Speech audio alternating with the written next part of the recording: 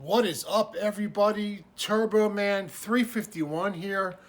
And man, it has been some time since I made a video. It has been probably close to 5 months. It has been a while. Been very, very busy here on the channel. And got a lot of stuff for you. Got a lot of parts in over the 5 months with the car. Let me show you real quick what's going on while we sit down for the winter time. Got the turbo yanked off there. That looks bad, doesn't it, dude? That's what happens, dude. This is a pony down turbo kit. And yeah, so I'm gonna have to I'm gonna cut this flange off. And actually what I'm doing here, fellas, I'm taking the turbo off for right now because I gotta mount the wastegate right here. You betcha, right to the exhaust housing. Now I have a back pressure issue, nothing crazy, but it's going to get worse because the power levels are definitely going to go up. If you're familiar, I got a 393 right over there that's been already machined and ready to be put together. And so I'm going to have a gate here and a gate somewhere else on the system. I don't know yet, but right here is the best spot to put this for right now, to absolutely control that issue. It's not bad, but it's going to get bad if I keep, well, if I do, which I am going to keep going up higher. Let me show you what I'm doing here, just so you guys know what's going on. Boom. This is awesome. Billet flange, okay? And why am I going to this? You see that transition right there? That's inside. That's what you want right there. See that lip? Wham, dude. The air that comes off of this is like really gnarly. I saw the science on it, and it just really helps with this type of turbo to spool. As you can see, I have an open housing, okay? And obviously, it's just a no-brainer to mount that right there, if you get what I'm saying, okay? The air hits this lip here. See how much even that is right there? There's no step for it to, get in the way. It's just a lot more easier for the air to actually go in and spool the turbo instead of that Yankee stuff I got over there. All right, so anyway, clutches is a big deal right now with some of you guys out there in the comments. And I've only seen one other video done on it, which was done okay. But I'm going to go into a little bit more elaborate detail on twin disc for the Ford 351 and 302. Okay, you guys pushing between 900 to, I'll say between 700 and 1,000. Okay, 1,100 is really where I'm at, but between 700 and 1,100, this is the clutch you want. And I'm going to go over the small details about it to give you the insights, the good things and the bad things. So here we go. Boom. mcleod. Now, mcleod, I have believe, this is a newer version of their twin disc. The one that's in my car now is different, okay? This is the typical 692307 HD part number. This is the RXT, okay? This one's here is rated for 1,200 horsepower, which is pretty gnarly. And very good clutch. This is the go-to clutch. This is what I've been running. And it's just an awesome clutch. And this is a newer version here. I forget what they did. They changed some of the spacing rivets a little bit. If you guys are out there and used twin disc mcleod and used the right QuickTime bell housing, and you're doing a mechanical linkage, throw out bearing, throw out arm, you're not using hydraulic, right? And you put everything together and you bolt the transmission up and everything, and you notice that the throw out bearing is engaging the clutch fingers right here. And you're grabbing the clutch fork and it's all stiff because it's like it's pressing it in. You're like, whoa, man, what's going on here, right? Well, that happened to me, and I think some of you guys out there it's happened, and you're scratching your head, and you're like, something's not right here, dude. The spacing, something's off, obviously, right? Well, what I did is that On my T56, now this is with the T56 Magnum. I don't know about T5s, but this is just for the Magnum series, 6-speed manual transmissions. When I put it in, that clutch throwout arm was interfering with the facing of the T56 Magnum pump cover. You know, the right there on the front where the throwout bearing connects to. On the pilot tube right there. Right behind where the pilot tube and all that mates to the T56, some of the indentions and castings interfere with the clutch arm. And it causes it to press in the clutch arm and engage the clutch. Which is, you don't want to do that. So I had to take my clutch, just to give you guys a quick heads up, I had to take the throwout arm and I had to modify this. Now, obviously, the T56 Magnum, okay, that clutch, and let me see if I have it in here. Okay, here we go. That clutch, okay, you're supposed to use a hydraulic throwout bearing system. I don't think it's meant.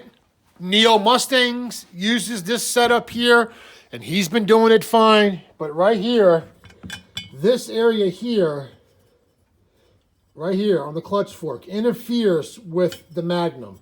So as soon as you mount this in, right, the front facing of that transmission pushes against this piece right here. So what did I do? I took this piece right here and I actually cut this out a teeny bit to modify it so that it would work, okay? Or you can change the front pump cover to the billet one, but I don't have $1,200 just to throw at it like that, okay? So what they need is a solid fork arm, not this, you know, doohickey stuff here. But anyway, I modified mine. What happened mine when I cut that, you got to be careful because when you cut this, okay, now it's weak and all the shoving in and clutching will cause it to break and bend, and then this fork will just collapse in, okay? And well, guess what happened? That happened to me.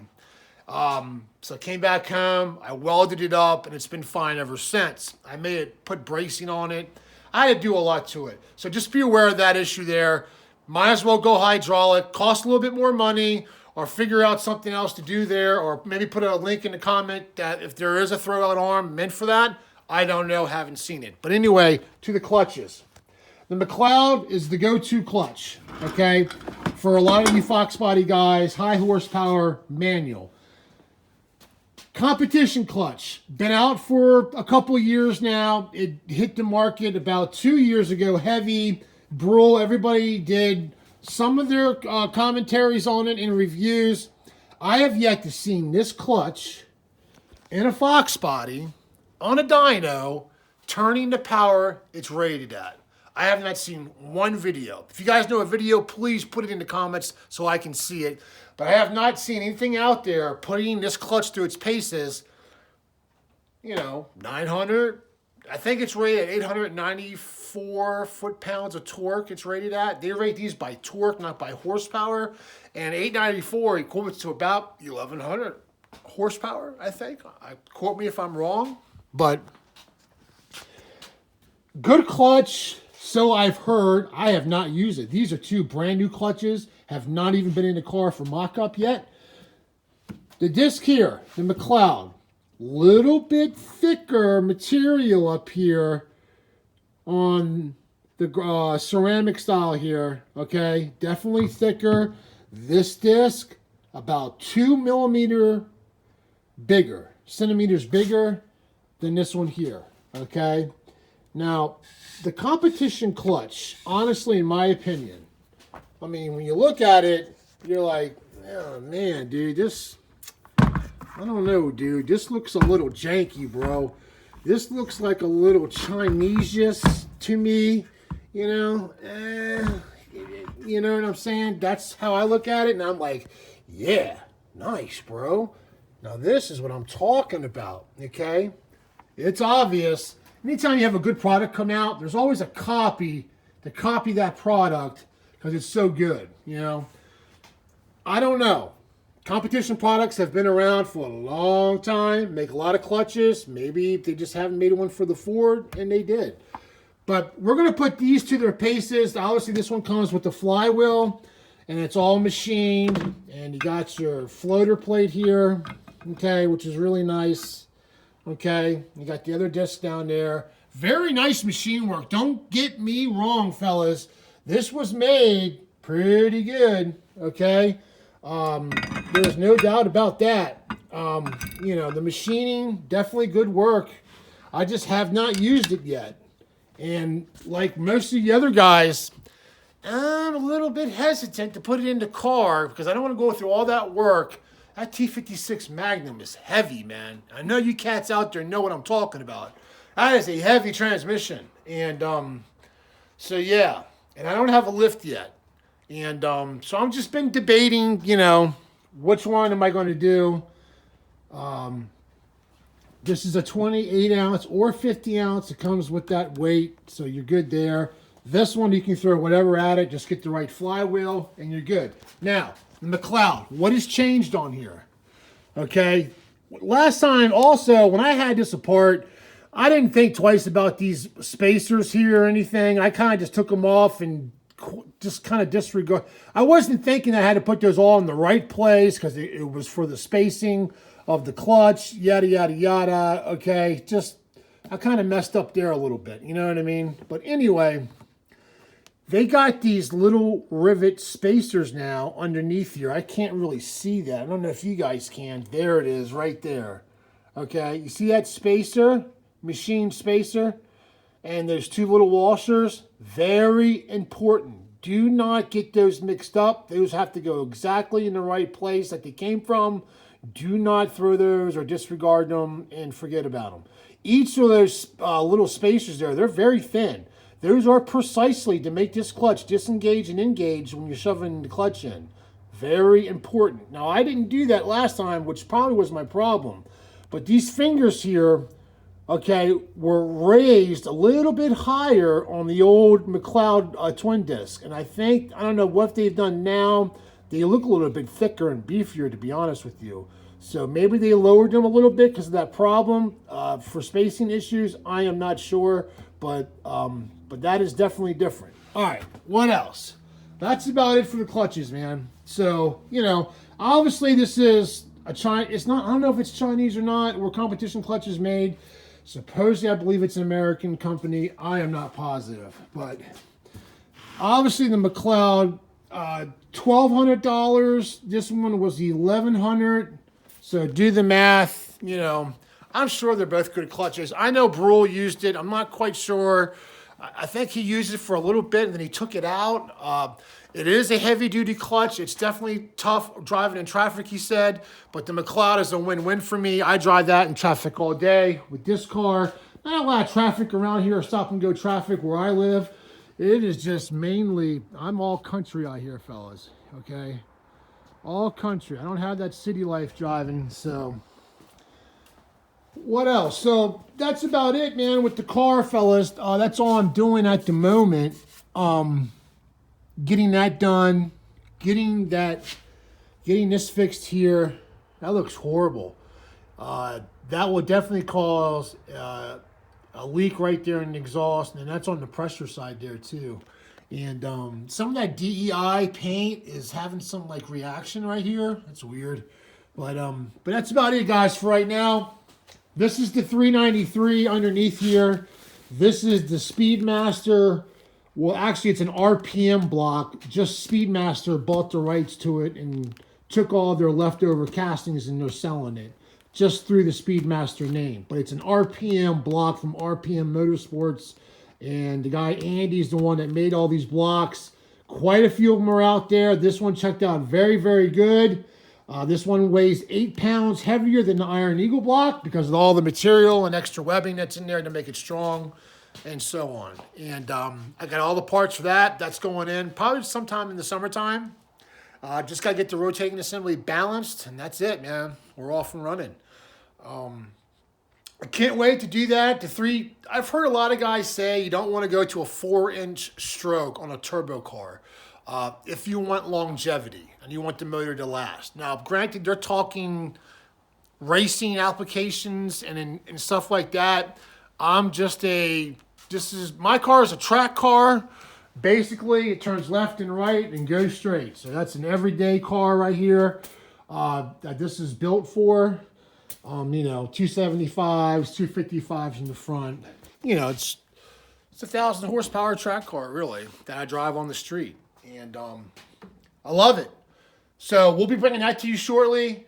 Yeah, you don't want to go to a 4-inch stroke. You want to stick around 350 or 375 for longevity. It just puts a lot of strain, I believe, on the mains and stuff like that when you get over 1,000 horsepower, But with the 4-bolt main that I have and the billet main caps, the caps walking won't be an issue. Plus they have deep registers on them, race technology stuff, meant for race blocks for race car drivers. So, that's about it, dude. Turbo Man, just been chilling, hanging out, letting old man winter go by. It sucks, dude. Winter is slow, but you know what? I can't complain, man. It's been all right. Had a good Christmas. It's been pretty good, man. Not a whole lot going on. Got a lot of other stuff coming. Let me show you the blue car also. Can you believe Cletus is trying to be a NASCAR driver? Isn't that crazy? What is that guy not going to do? That's nuts, dude. So the blue car, boom, boom. This is the other Fox body that I have. This one's nice and straight. Okay, as you can see on here, this doesn't have a lot of work that needs to be done to it. It's just, you get a little hiccup there. But other than that, the car is pretty straight, man. Really straight car. Sunroof car. 5-speed, obviously. This car is really solid, man. Solid car. If you don't know what's in here, this is here, just your basic. I tell you what I'm going to be doing, just so you guys know what's going on here. 302 GT40P heads, decent head. Single plane high-rise intake, okay. B-cam, all the kind of goody stuff, and a 650 double pumper brawler. Little big carburetor for this combo. It's just a 302, but she will sing in the RPMs, dude. When I mean sing, this thing, we're talking, man, from 4,000 to 7 grand. This thing is no joke. And I got the V6 T5 in here, which has a close gear ratio from 2nd to 4th. Is like nuts, man. You can shift from 3rd to 4th and you don't even drop an RPM, barely. And that's what's so great about that transmission. It's not the standard T5 that you get behind the V8s, it's the V6 one. And they're pretty good. First gear is like a granny gear, but it works. It's not too bad. We are going to go Aces EFI, and I thank Funky for that, dude. Funky Stangs, go check him out. He did a very good tutorial video on that fuel injection kit, and I'm sold. I'll be buying this week. So I'll be buying the $599 kit because I got the fuel pump, I got the tank, I got all that stuff. And so yeah, dude, because this is going to be blow through. I got a turbo kit for this car already, just no turbo yet. I'm going to turbo everything, dude. If that car had 200 more horsepower, it'd be nuts. It's great right now to drive. That car is so fun. 290 horsepower, never thought could be that much fun in a car like that. But it's fun. It's nuts, man. But that's it, dude. Kind of a long video, just rambling here, letting you know what's going on. But I hope that helps, guys, with the clutches and stuff. They're both basically the same price, except for this one, you get a machined flywheel, and it's all good, and it's nice. But I just don't know how good a power handling this thing can hold. McLeod has already been proven to do it. There's no question there. But this one, I'm just not sure yet. Yet to be tested. Okay? All right, guys. Thanks for watching. Hit the like, hit the subscribe. I appreciate all you guys out there watching. It really does help because you help me, and as I help you with all the info we're trying to share to keep these cars on the road and keep them going and keep them safe. All right, guys. Thanks for watching. Hit the like, hit the subscribe. Peace.